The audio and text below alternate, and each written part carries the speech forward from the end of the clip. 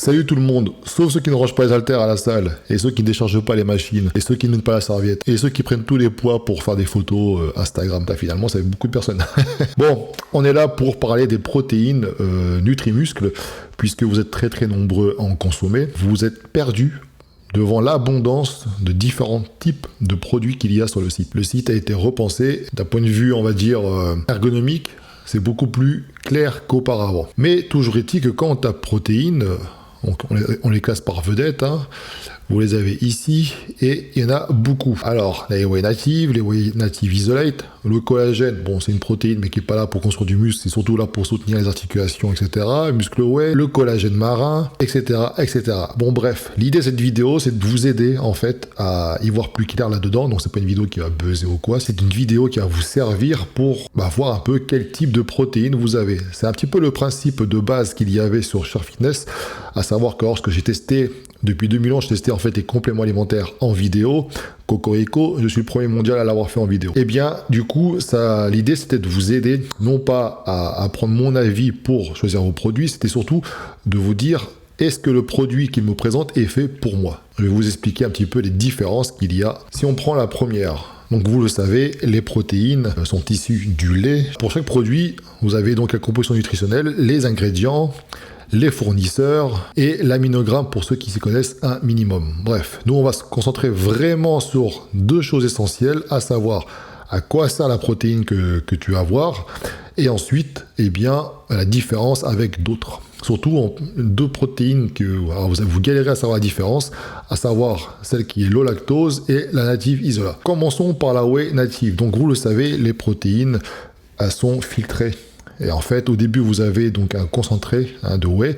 Et si vous filtrez encore, vous avez une whey isolate. Et si vous filtrez encore une partie seulement, eh bien, vous pouvez avoir un hydrolysa. Et d'ailleurs, j'ai fait une vidéo là-dessus qui vous résume un petit peu tout ça. Je vous la mettrai en bas dans les commentaires ou alors dans la partie description. Aujourd'hui, je vais t'expliquer d'où vient ta protéine. Tu vas voir, c'est très simple. Je t'invite à regarder la vidéo entièrement. Deux grandes familles pour les protéines. La première est d'origine animale. Alors par exemple, tu as les œufs, tu as les protéines issues du lait, de la viande. Si on prend la première, la whey native, a priori c'est le produit qui est le plus vendu d'ailleurs chez Nutrimuscle, parce qu'il y a un bon rapport qualité-prix. Ici, nous avons donc une protéine qui est filtrée. Mais elle n'est pas filtrée autant qu'une isolate. Donc cette protéine-là, elle va servir surtout aux gens qui veulent compléter leur rapport en protéines, mais qui ne sont pas très soucieux de certains points, tels que par exemple le lactose. Le lactose qui est un glucide, certains sont intolérants. Bon, ici, en fait, les gens, ils supportent très bien le lactose. Pour une protéine sans arôme, parce que vous savez qu'en fonction des arômes, les concentrations changent. Bon, là, ici, sans arôme, eh bien, vous êtes à une protéine qui est à peu près à 80% et 5 grammes, 6 grammes, on va dire, de glucides. Donc ça, j'ai envie de vous dire, c'est la protéine de base. Ensuite, si vous prenez une protéine qui est un peu plus filtrée, forcément un peu plus chère, vous avez une whey native isolate. Alors ceci, c'est low lactose. C'est vraiment un produit qui est filtré. Par définition, on va chercher à enlever le lactose le plus possible là-dedans pour pouvoir un produit avec un taux de protéines élevé et ensuite un taux de lactose, donc du glucide très bas. Donc ça, c'est intéressant, notamment pour ceux qui sont intolérants au lactose. Ce qui est intéressant, c'est que pour 100 grammes, on passe du coup à 90% de protéines. Bon, en matière grasse, il n'y a quasiment rien. Et en glucides, vous êtes à 0,2, donc quasiment rien. C'est pour ça que la législation permet de dire que ce produit est zéro lactose. Certains sont même un peu plus élevés en lactose, mais parce qu'ils rentrent dans la tolérance, ils peuvent mettre sur leur peau zéro lactose. Là où vous avez du mal, c'est quand on passe à la protéine whey native isolate, mais celle-ci, par contre, elle est renforcée en lactase. Quelle est la différence entre celle-ci et l'autre? C'est le même produit. La seule différence essentielle, c'est que le processus de délactosage, donc je crois que ça s'appelle comme ça, délactosage qui est ici, n'a pas été utilisé.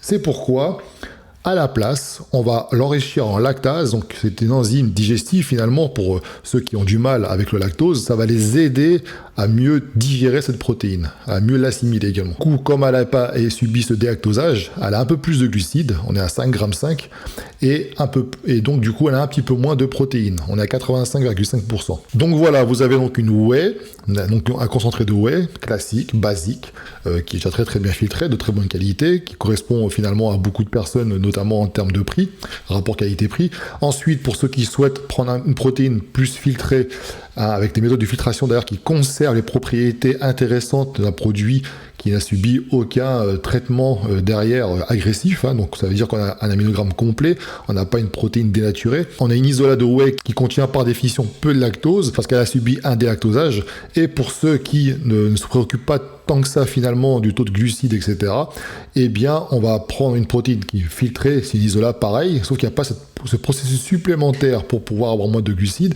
et à la place on va mettre une enzyme digestive lactase. Voilà, la muscle whey. Alors la muscle whey, alors là, sur le site, d'ailleurs, je vais faire remonter ça à Nutrimus parce qu'en fait, là, il y a un bug. On n'a pas du tout les données qu'on avait auparavant, à savoir la composition. C'est pas grave, c'est vendu, Nutrimus est vendu sur différentes enseignes. Et là, j'ai pu le trouver chez Decathlon. C'est une protéine où on va mélanger une isola avec une whey. Alors, de ce que j'ai comme retour, c'est une question de texture aussi. Certaines personnes, en fait, préfèrent celle-ci. C'est une question de goût.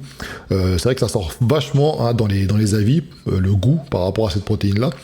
Mais bon, toujours est-il qu'on passe donc sur un mélange. Et là, ici, on est à 79% de protéines, à peu près. Et on est à 9 grammes pour 100 grammes de produit de glucides. Donc, c'est ce qui explique peut-être aussi ce côté goût. Parce que vous savez, le goût, il y a un lien avec ça. Et en termes de lipides, on est à 3 grammes également. Ici, on est maintenant sur la protéine à assimilation lente de par sa texture. C'est la caséine micellaire. Sauf qu'ici, chez Nutrimuscle, on ne va pas prendre une simple caséine micellaire, on va prendre une isolat de caséine micellaire. Alors ici, ce qui est intéressant, c'est que les gens se trompent souvent.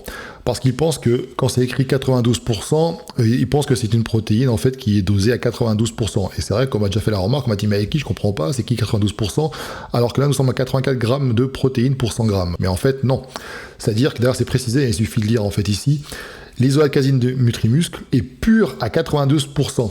C'est un record, en fait, ce qu'ils disent, c'est une prouesse technique, puisque, en fait, dans le processus de séparer, justement, la whey et la caséine, eh bien, donc ça s'appelle la technique de cracking, voilà, c'est ce qui est expliqué ici, eh bien, ce processus-là est extrêmement bien fait chez Nutrimuscle. Voilà. Donc, c'est une protéine, moi j'appelle toujours la protéine de la sèche. Alors, ça va faire rigoler certains, mais non, pas tant que ça, parce que regardez bien. Quand on voit la protéine en forme isola, pour 100 grammes, nous sommes seulement à 3 grammes de glucides et 84 grammes de protéines. Encore une fois, pour la partie nature. Cette protéine-là, c'est intéressant parce qu'elle peut créer le sentiment de satiété. Je l'ai beaucoup utilisé lorsque j'étais en sèche, puisque ça me permettait d'avoir quelque chose un peu plus consistant. Donc des fois même je faisais une petite recette, je prenais je prenais peu d'eau, ça faisait une sorte de yaourt en fait un peu, et puis je pouvais manger ça à la cuillère, et voilà. Donc ça m'a aidé finalement à tenir ma diète. Donc c'est un petit effet coupe-faim si vous voulez. Donc cette protéine-là, de par cette texture justement dans le système digestif, ça fait un petit peu un effet de colle. Donc c'est une assimilation qui est beaucoup plus lente. Et c'est souvent utilisé notamment, alors ceux qui vont l'utiliser pour la sèche, il y en a qui vont l'utiliser aussi pour la nuit, pour avoir une libération lente des acides aminés tout au long de la nuit. Alors le Protémuscle, donc c'est un mix de protéines. Alors comme il le dit, c'est une exclusivité Nutrimuscle. C'est simple, en fait on va prendre... Donc vous savez que le lait c'est constitué de caséine et de whey, et bien là on va prendre 50-50.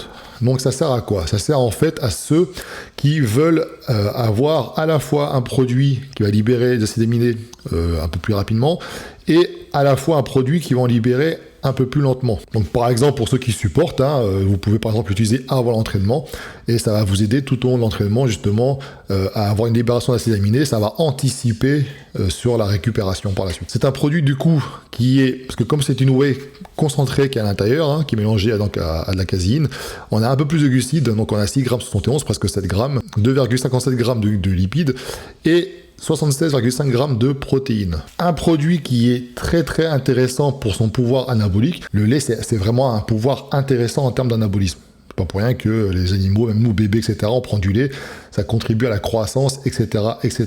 Bon là, imaginez qu'on prenne justement le ratio caséine, whey du lait, mais qu'on le filtre. Eh bien, ça donne la protéine totale de lait. et bien là on est à un ratio de 80% de caséine et 20% de whey. Donc là pareil, on va plus être sur un côté assimilation lente, 81,5% de protéines et 4,3 grammes de glucides pour 100 grammes. Donc ces protéines-là, qui restent la référence pour l'assimilation, et ce qui est intéressant également pour le côté couffin, c'est la protéine d'œuf. Et en fait, la protéine d'œuf, c'est intéressant pour ceux notamment qui sont vraiment intolérants au lactose, qui n'aiment pas ça. Et donc voilà, ils peuvent passer par ce genre de produit. Ici, on est sur un produit qui est forcément peu riche en lipides. Hein. Ici, on a 88 grammes de protéines pour 0,6 grammes de lipides et 4 grammes de glucides. On a le muscle whey.